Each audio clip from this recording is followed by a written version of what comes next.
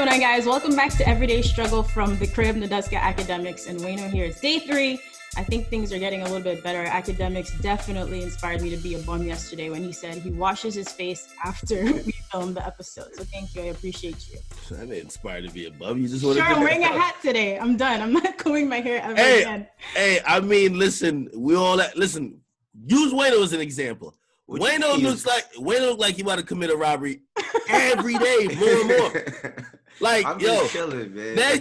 tomorrow he's pulling that shit down to ski mask. I could tell. He's been wearing black shirts. Listen, the next time it might be a hoodie, just like tied bad tight. I see what's going on. Stop it. I'm chilling. I'm relaxed. Look, I got my flip-flops on and stuff. You know what I mean? Flip-flops. Yo, you know what I mean? even when we're at home doing the at-home edition, this nigga's still trying to show off the kicks. The fucking Wait, don't get the fuck out of here, nigga. I'm chilling. How y'all feeling this morning? Y'all good? I'm feeling good. I really didn't like that little light stunt that Wayno tried to do. Nigga, I got bare feet on, nigga, okay? I didn't even lotion my feet yet. Actually, I didn't even shower, but it's all good. Oh my God, academics. So Which one of us is going to turn stinking. into J. Cole first is the question. Let's see. Me. Definitely me. Wait. Are you co-signing that J. Cole don't shower? Because at one point, it definitely looked like he don't shower. Okay, we were just talking about the hair and the fit. Yeah, come on now. I'm trying to play J. He always got to use something to try to play J. Cole real quick. Right? Hey, I do think everybody should be able to self-groom a little bit. Like, J. Cole just let that shit get out of hand. Like, you don't even know what, like, a clipper was. Like, come on, man. Like, wait a minute. Academics, what kind of self-grooming are you doing? I could see your beard right now. I mean, I'm chilling right now. Listen, I'm going to do it once a week. Relax, man. You ain't going to see me over here like the barber. Come on, relax, man. It's all right, God. We're in this together. Don't worry about it. So I know you guys have been watching Tory Lanez on Instagram to stay entertained, and him and French Montana just had their hit-for-hit battle. So in a very rare Tory move, he actually declared someone else a winner. That almost never happens. He said he knew French was going to have it all along. But people are saying that the battle was actually kind of unfair since French was playing so many songs he was featured on. What are the rules for an IG hit-for-hit battle? Are features cool? I'm going to say overall, by the way, I think this was great for the culture. Like, you know, Tory absolutely got washed and demolished, but Tory is a great artist. But a hit-for-hit battle, it's literally all about catalog. And when you look at the catalog of French Montana, it doesn't matter if it was a feature or a remix. Like, we actually forget a lot of the moments or some of the songs that French has been on. And to be honest, in the last 10 years, I feel like there were a couple of summers that French had songs that held down literally like 4 to 6 months. And I think those were the heavyweight songs that, you know, like he strategically, I could tell like he posted the playlist of what he played to actually win. But he let those songs like kind of linger towards the end while I think Tory came out swinging. He tried to do the Mike Tyson. But I'm sorry, Controller remix and Liddy again wasn't gonna knock you out when he got Unforgettable, Pop That, Stay Scheming, and a ton of other records. I mean, Nicki Minaj, the record with Nicki Minaj, Freaks. Come on, man, he just had. Well, did you see his tweet to you? He said that wasn't the point. So did you see the tweet, Nadeska? No, I didn't. So he said to academics, he said that wasn't the point. The point was to show the world we both had records. And now I'm #1 trending on Twitter, and French is also trending right now. Mission accomplished. So maybe that was the method to the madness of the whole battle. Yeah, no. He tweeted that to you on Twitter. Tory always has a plan. You should know this by now. I know he did, but Tory, you've been trending ever since Quarantine Radio been popping. I mean, you just Quarantine Radio is hilarious too. Let's add that. He just broke the record yesterday of pretty much having like the most concurrent viewers, at least on some hip hop shit, with like 310,000 when him and Drake went live. So that's great. Tory, I think Tory's an excellent marketing person. You know, I can imagine why he's mad at Interscope at times. Shit, he's doing all the marketing. You feel me? What the fuck y'all doing? I'm doing all the marketing. And I'm dropping records all the time. So I think he uses Quarantine Radio, his charisma, his excitement, capitalize on this time to, you know, like shit. I mean, he has chicks twerking to his new song. Like, people don't even know the song, but now we all know it because we're hearing it all the time. Great job. I just think that in a hit-for-hit battle, there's no consolation prize. #2 don't get shit. I'm sorry. You know you were going to trend. That also shows you to act like, I think, you know, with Tory and French has had like a 13-year career where a lot of people didn't think French would even have like 1 to 2 as an artist for real. I mean, like back in '08 when he started putting out the tapes with Max B, I didn't think people seeing French getting the way he's at now. So it's dope to see that. But I really believe that was at the point. It was just to get popping. Like both of them was just trying to get popping. Like right now, if you talk about who's the more relevant artist, period, it's definitely Tory. But at the same time, it's like good to showcase that French has been in the game for a long time. And I don't think people remembered how many records French had. He definitely won with well. Here's the thing, like was there a winner? Like, was it really like to win? Bro, like, he watched him, bro. I love Tory, but you know me, I like calling it what it is. And again, I agree with this tweet. Both of y'all win, and you know, like when we watch, like whether it's like Sean Garrett versus The Dream, like to keep it real, this is all entertainment for us, the fans, the audience who were at home, we're bored as shit. And yes, we could watch, you know, Quarantine TD Day and just see some buffoonery going on, or we could see like really some, like some of the people who we really enjoy their music kind of go toe to toe. I think Tory is fearless in taking some of these challenges. He's still relatively new. I just feel like songs like All the Way Up, we forget that French is a part of that. We think of Fat Joe, right? We think of Fat Joe and Remy Ma, but we don't think about French is like part of those type of records. Like he played a bunch of records that I thought just was sensational. Here's the thing. I think if we think about Tory, you can't put French. I think Tory, you got to put him like around where A Boogie's. I think him and A Boogie could really go crazy. That's fine. Give him some more time, but I think Wayno's right here. I mean, obviously Tory has you debating this for 10 minutes to start the show, right. So he definitely won. Tory Lanez always wins. Shout out to him. Shout out to Tory. And truth be told, one of the reasons I was almost late this morning, because I actually hopped on stream. This was such a great thing for me, like in terms of seeing two people go head to head. I put French versus Meek. And I did it on my stream, and a lot of people thought it was going to be a landslide, and it was closer than expected. I mean, Meek ended up winning, but, like, French definitely underrated. All right. Well, I think you have a lot more of these to look forward because we're going to be stuck in here for the next few weeks, it seems like. And look, artists are obviously doing their best to interact with the fans more than ever because their shows have been indefinitely postponed. That's a really big blow, and Meek Mill thinks it's actually going to be for the rest of the year. He tweeted this the other day saying, you know, you guys know that we're not going to be performing for the rest of the year. We're about to see who's built for this. Now, a lot of artists collect their biggest checks from this. So do you imagine, you know, aside from quarantine radio, that artists are going to start figuring out more and more ways to, I don't know, perform for fans at home or just be more innovative in general? Yeah, I think things are going to be more innovative, but at the same time, like, how do you monetize a lot of this stuff? I mean, like with quarantine, like when you see Tory Lanez, what he's doing with his quarantine radio or Boosie, I can see a brand attaching to them and getting them a little check. But like for these up and coming dudes, it's gonna be real tough. Like, you know, if you spent up all your advance money investing in chains and shit like that, you know, when this wind blows, we're gonna see how many people are able to stay and maintain their lifestyle. That's the whole thing about getting into this game. You gotta start thinking more business minded and think a little bit ahead. Because none of us seen this coming when January 1st came. We was always celebrating, talking about how 2020 is going to be our new year. We're going to do so much. 2 months later, we all stuck in the house talking to each other on video apps. So, you know, it's going to be real tough to see how people maintain not being able to go on the road and make money or hit clubs and all of that. And I think that's what Russ was saying as well. Is like when it comes to artists being hard ticket sellers, because Russ is an artist that I don't think is going to be hurting at all. You know, his streams does well, and I'm pretty sure he has a lot of other business ventures. But these guys who are just flashing a lot of cash, it's gonna be tough for them. Yeah, I think you know, I was on Instagram Live yesterday with 21 Savage. He mentioned something which I don't think we normally think about. You know, like when I think about just now, even outside some music shit, I feel bad for a lot of people who work regular jobs who live paycheck to paycheck, right? You know, it's first of the month today, or you know, April Fools. But, you know, people got to pay rent. And if you haven't been working for the most part in the last month and you live, quote unquote, paycheck to paycheck, as, you know, a lot of normal citizens, hardworking citizens do, tough time for you, right? Now, when we think about rappers, I don't usually think about rappers that live paycheck to paycheck. But 21 mentioned that in terms of like, yo, a lot of people do a show and spend that money right up, you know? So, and essentially that's kind of like living paycheck to paycheck.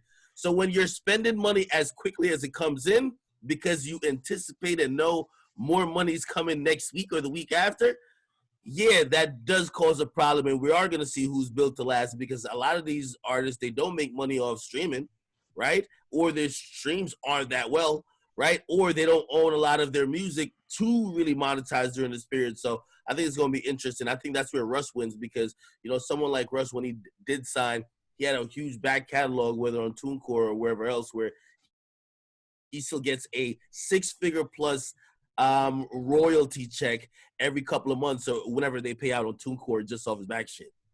Well, academics, I'll just tell you right now, you be real nice because you know a lot of these rappers living check to check just like regular people, man. Nah, I'm honest with you. I really wouldn't even think that. Yo, like, why? When Walker came on the show and he talked about how many millions he spent in his first few years, that he was down to the last couple millions. We've heard it with a lot of rappers that we love and respect. So I'm not sure why you would be that surprised.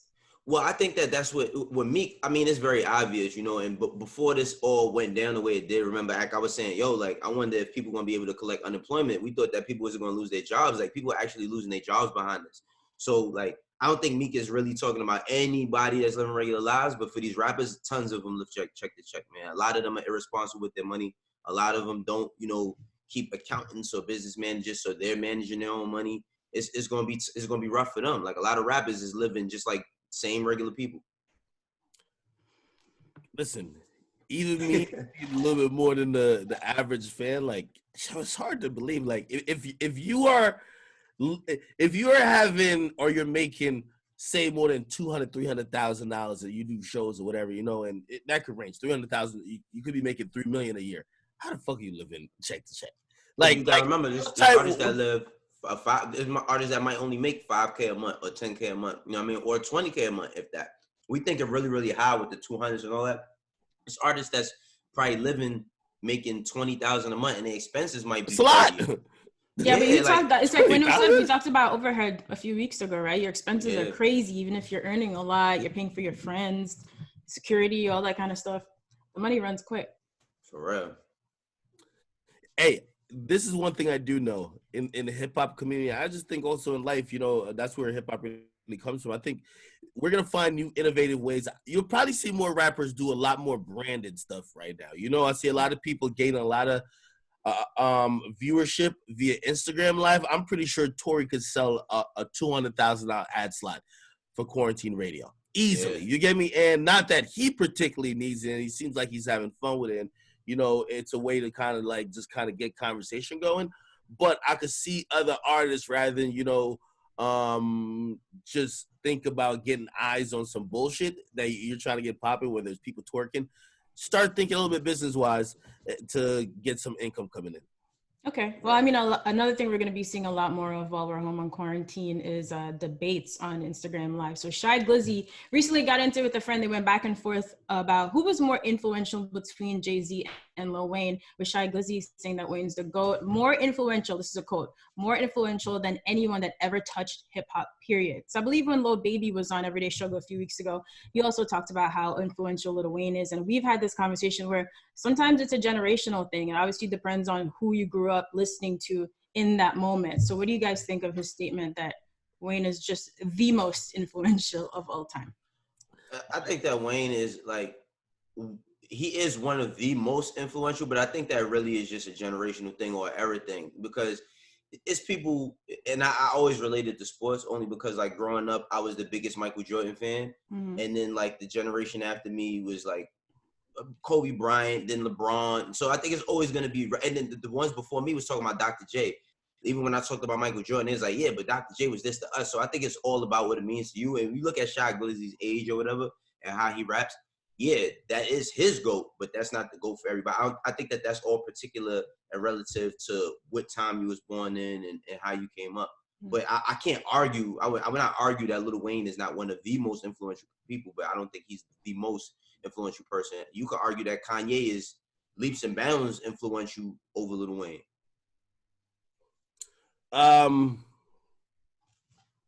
This is an interesting one.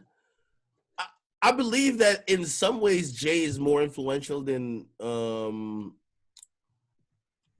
Wayne, but in other ways Wayne is definitely more influential than Jay. Like I think if I look at it from just purely a music perspective, I can definitely understand what Shy Glizzy's saying.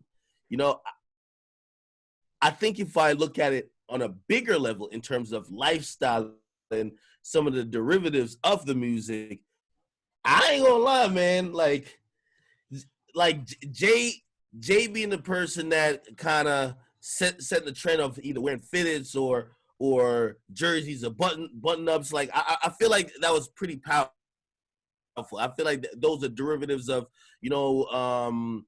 music influence, and I think that's where you just can't deny. Like people might be a little bit too young to remember, but you can't deny its influence there. So I think that is a great debate. And to be honest, it's like I think hip hop is at the place which I think is dope, but I think this is why we need balance in all these debates. Where let's compare to basketball. Like for me, I never really grew up watching Michael Jordan, so like I'm tired of hearing y'all talk about Michael Jordan. The new GOAT is the nigga I'm watching now. You get me? So like it's kind of like the person you kind of witness do it feels more impactful than the person you heard about doing it. You get me? Yeah, that my fault. But that's why I say it's like it's all relative to you, because it's like for me it is Jay, right? Like for me it is Jay. It's like a lot of things he said, even later on. Like think about him saying like I had a grill in '88. Y'all niggas is late, and that's when like ASAP Rocky and them came out rocking the grills and all that. They was rocking the gold grills and everything. But when I think about Lil Wayne, coloring your dreads or just calling yourself Little, nobody will call themselves Little without Wayne. And I see a lot of people say, "Oh, Little Kim," but while I love Little Kim, she's not relative to this type of conversation. If it wasn't for Lil Wayne calling himself Little, nobody would call himself Lil Wayne. I mean, Little anything. Now, like in terms of even how rap was going, when Jay was like the best rapper, a lot of people was either trying to rap like him or trying to use the same type of beats like him. And you see the same shit happen for Wayne and even Drake. Like Drake right now, if Drake wasn't singing the way he does, a lot of these artists wouldn't sing when they rap. And if we're talking about this now, think about the kids that's 14 that in 5 years or 6 years, they'll be 20 talking about Travis Scott. Travis Scott is going to be their GOAT. Like for a lot of these kids, you know what I mean? Because we now in a time where we see the artists not only sell music, but they sell a lifestyle. Travis Scott's Jordans sell more than Michael Jordan's Jordans. So I think the influence always transfers relative to the time of whoever's talking about it. I wonder, just even hearing that conversation, like, is it a point where like Jay never gets even mentioned because the new generation is discussing it, like 2 generations from now? Because I feel like not living through it and not being impacted by it.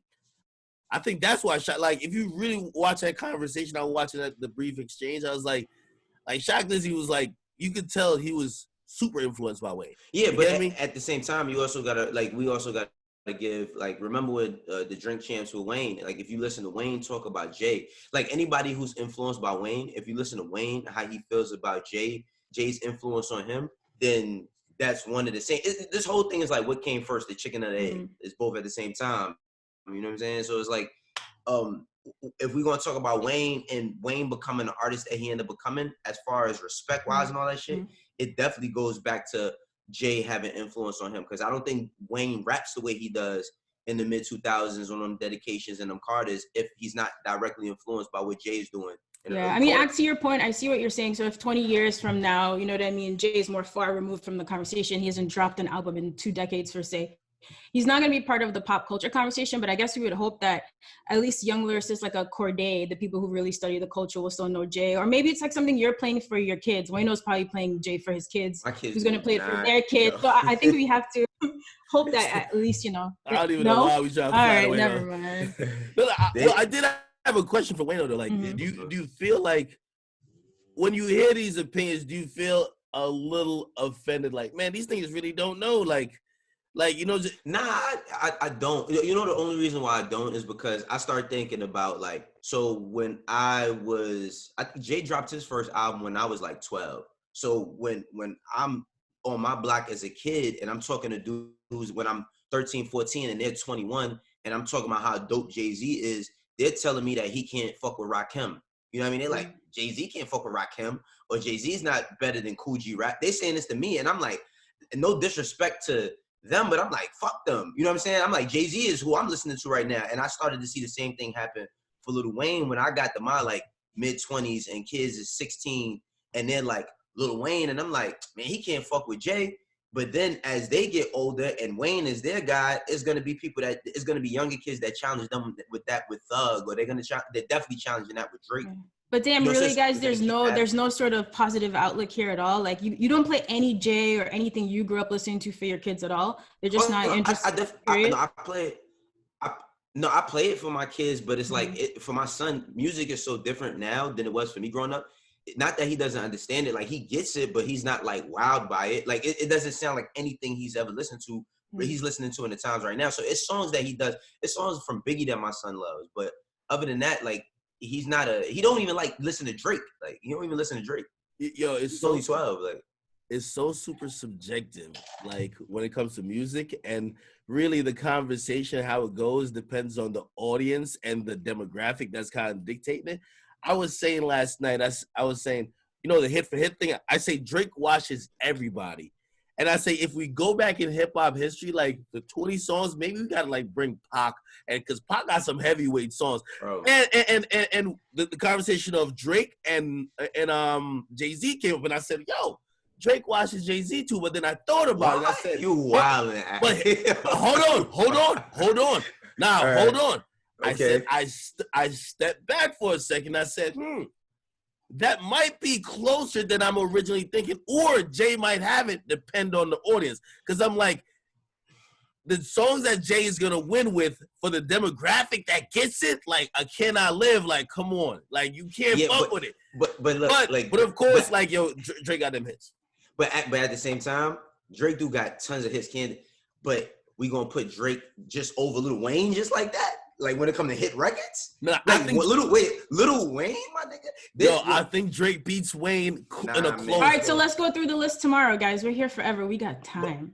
But real quick, I forgot what I wanted to close with. Okay, so it's like right now, I be having a debate with one of my artists, right? And he always tells me, like right now, he's putting Kawhi Leonard right over LeBron James. And I'm like, yo, bro, this little bit of time, you're gonna just dismiss everything that LeBron has done like that fast just because Kawhi Leonard had a Drake and Kawhi. Stop it, Wayne. No, he's not Kawhi. No, by far he's not Kawhi. I'm just saying it's like he's only 20 years old, so it's all relative to them at the moment.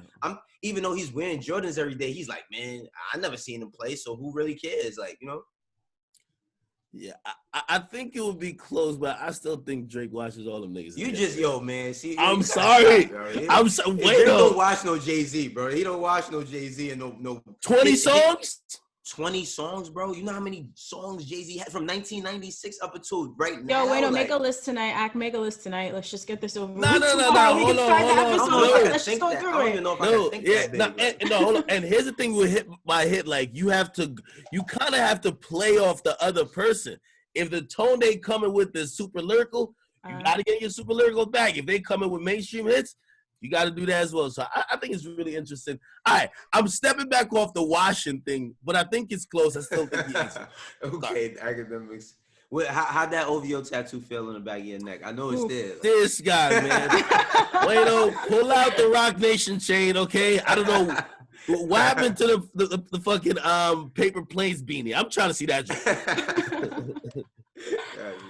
Oh man. All right, guys. I think that's it. That's our show for today. Let's start with some good news because the actual real news outside is a little bit alarming, especially if you're living in New York City or California right now. So Jay-Z and Rihanna's foundation are both teaming up. They're donating, I believe, $1 million each to help fight the virus. They really want to support undocumented workers, children of the healthcare workers, first responders, of course, elderly and incarcerated people. Is definitely becoming a problem even in the prisons now. So shout out to them. Shout out to all the artists, I think, pitching in to help. I hope you guys can help in your communities however you can, and otherwise stay inside and please stay safe.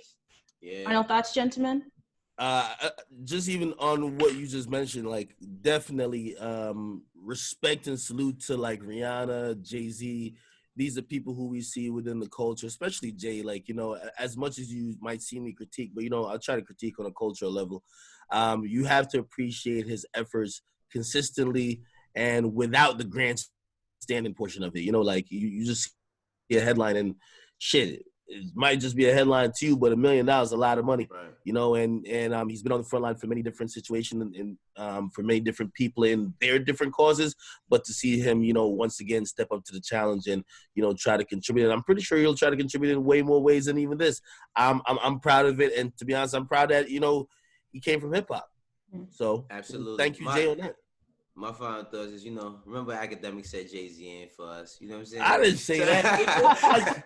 I didn't say that. But nah, I'm just not. He said I like to critique on a cultural level. No. That was him adding the Nah, foot. you know, it's a whole nother conversation. But I was gonna say, you know, even definitely kudos to Rihanna too. It's like, you know, I don't think Rihanna gets enough credit for like philanthropy work she does and how involved and in touch she is for her to be such a big superstar. Everybody's so critical of her, you know, not putting out music frequently, but it seems that with that being said, she still has her mind in the right place and her intent in the right place. So salute to Rihanna as well. Yeah, props to both of them. Sharing some of that Fenty money, man. I love it. Some of that Fenty money. All right, guys. So we have one more episode for the week. Same time. Yesterday, we actually made it on time and dropped at 3 p.m. Eastern. Academics did not fall asleep right after filming. He uploaded the footage. So hopefully the same for today. Send us some fan questions on Twitter at Everydaystruggle with 2 G's. Wait, what's today? Here Today's tomorrow. Tuesday? Wednesday. April Fools, bro. Today's Wednesday? Wednesday already. Yo, time flies when It you're doesn't having even fun. matter what day it is anymore. It's all the same. I thought it was Tuesday. It's Groundhog Day for real out here. Man, we'll see you guys on Thursday. Y'all have a good day, y'all.